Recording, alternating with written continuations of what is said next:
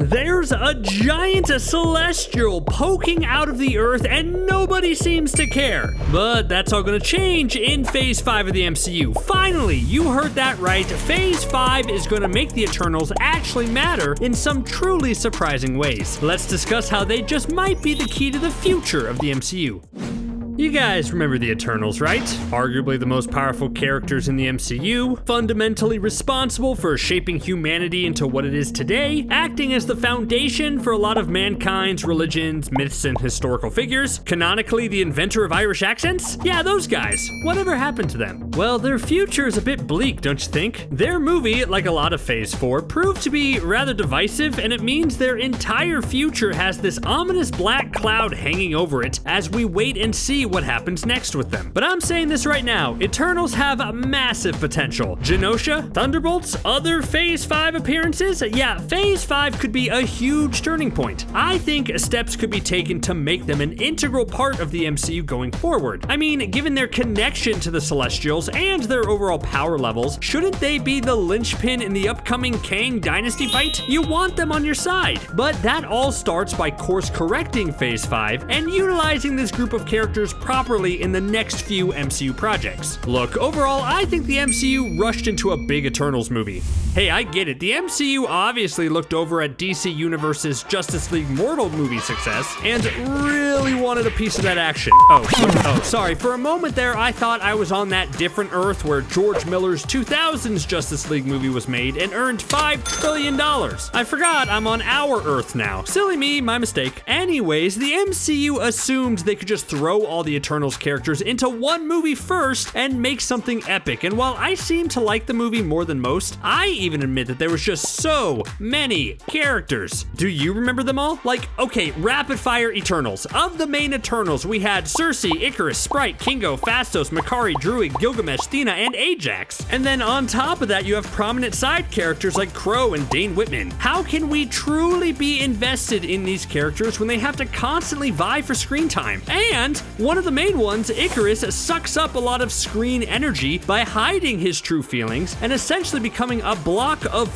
wood until the villain twist. As Tony Stark would say, not a great plan in terms of structuring a movie. It also didn't exactly help that the central romance the movie was trying to sell us on as like this love story across the ages between Cersei and Icarus didn't hold a candle to the pure chemistry that oozed off screen whenever Druid and Makari interacted. They're endgame, don't you think? But that's all in the past now. The Eternals are out, and instead of dwelling too much about what went wrong, it's time to look ahead and how we can set things right. Because we shouldn't give up on the Eternals. They all had shades of interesting aspects to them that I want to see explored more, so my solution is to make them super duper important to the MCU. How do you do that? Well, part of it involves Genosha and Thunderbolts, but I'll get to that a bit later in the video. This first section focuses on the Eternals themselves, and I think the best thing for them is to separate them out a bit in Phase 5. This should have been what Phase 4 did before the Eternals movie, but now we're backtracking. There are key spots where you could put these Eternals characters that would both make them better characters and build up hype for a next movie. Like, you should include Thena, Druid, and Makari in Guardians of the Galaxy Volume 3. Why not? That movie looks to have a focus on genetic mutation, and that sort of falls in line with the Eternals' whole existence, right? Put the Celestials and Cersei in the Marvels movie because Captain Marvel deals with some of the biggest cosmic threats around, so she should really start interacting with Celestials. Put Kingo in Secret Invasion. Don't you think that when the Skrulls infiltrate Earth, they would want to impersonate the most legendary Bollywood star of all time? Put Phastos in Captain America New World Order as someone who's now actively trying to help humanity again with his creations. All of these examples work to integrate the Eternals into the larger MCU and make them vital to the overall story. Because yes, I get it. On the list of priorities for an MCU movie, the priority should always be to make a great solo movie first and a larger interconnected adventure second. The first Eternals movie was an overall solid solo movie, but really hurt itself as a piece of this larger interconnected story we're telling. For example, that big pesky question of why not help out when Thanos threatens to wipe out humanity never got a great answer. And now we are at the point where if you have these incredibly powerful cosmic beings who have been around forever, then they need to be a big part of the story. But there are still more plot ways to do that.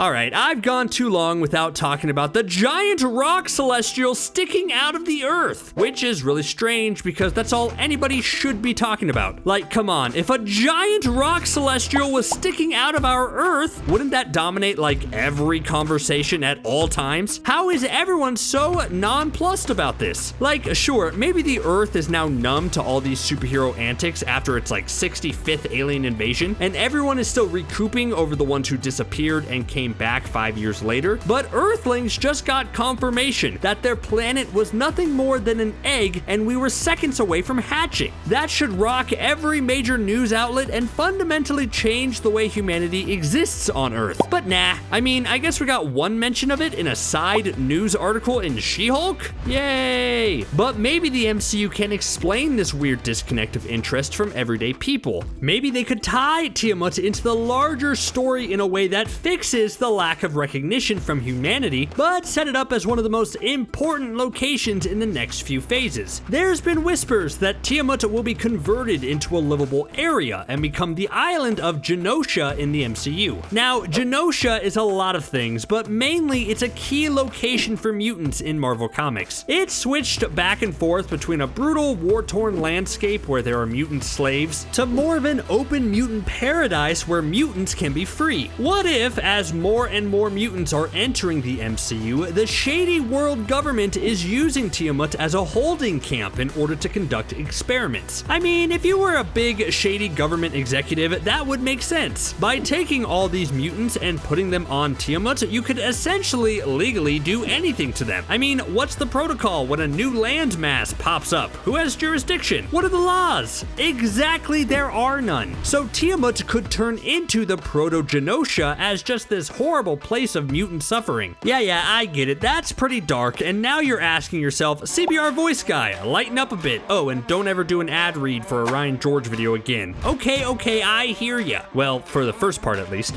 And really, you shouldn't worry. The new Genosha would start off horrible, but things would get better. In the comics, there's an arc where Magneto gets put in charge of Genosha and essentially liberates it in a sense, making it a true mutant-only community. Imagine that for a second. Magneto, whose backstory has always been tied to the internment camps in World War II, now is so full of rage in the modern society for essentially doing it again to mutants that he destroys whatever cruel experiments are happening on Genosha and turns it into the mutant paradise it is known for in the comics. Starting off as a place that mutants fear only for it to become the symbol for mutant freedom is a great arc that could be carried over multiple movies. And then having Genosha be such an important location would give us something new and different compared to what we had in the previous X-Men movies. And the great thing about all of this is that it makes what happens in Eternals relevant. Although they may not have direct connections with a lot of mutants at first, making Tiamat into Genosha ties thematically with the Eternals as they essentially helped create and guide this new civilization, which was the whole point of their movie. At least I think it was. Maybe the whole point was how Kingo was a big coward and ran away and they never addressed it. And as of now, Kumail Nanjiani got MCU buff for no reason. That still rubs me the wrong way. Anyways, I think there would be some side benefits to making the tweak and saying Tiamat is the new Genosha. For instance, maybe residual celestial power from Tiamat could power mutants up in certain ways. Maybe activate latent mutations or something like that. And if we ever get to the storyline where Genosha could essentially raise people from the dead, they could tie that also into the Celestials' immense power. See, it's a win-win-win. It gives the mutants something and somewhere exciting, it keeps the Eternals relevant to the story, and we could overall learn more about Celestials through this, which is great since they'll probably be semi-important in the Kang Dynasty and Secret Wars. It also overall makes a great location for a movie. But what movie, you ask? Well, I've been teasing it for a while, and here it comes. I'm talking about the Thunderbolts.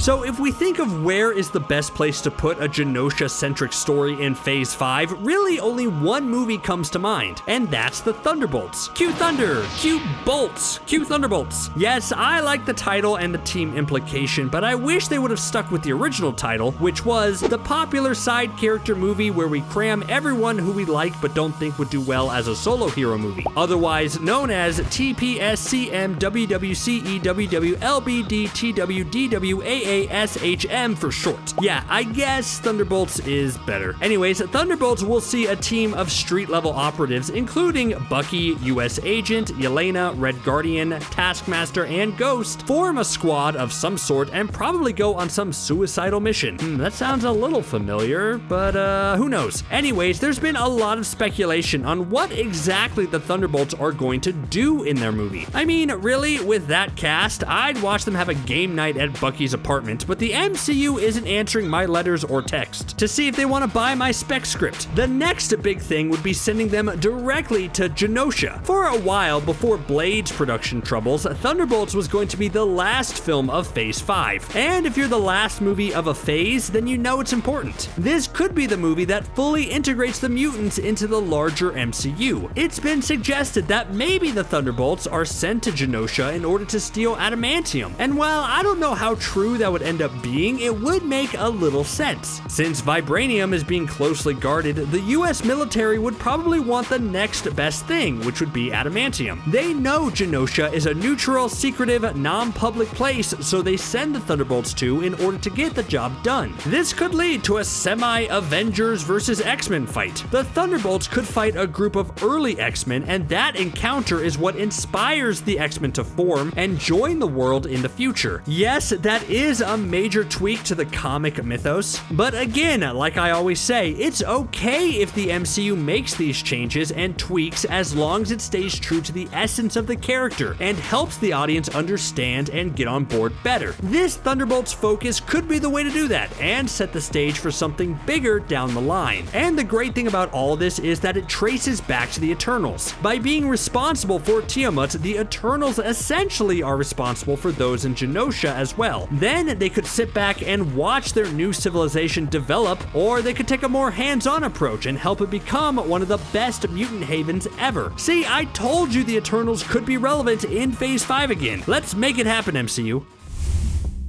Were the Eternals given a proper chance to grow in the MCU? Do you think there should be more Eternals movies or more appearances by those characters? Would you vacation on an island made from a giant celestial that almost destroyed Earth? Tough questions. Let me know what you think in the comments. Thanks for watching CBR. See you next time.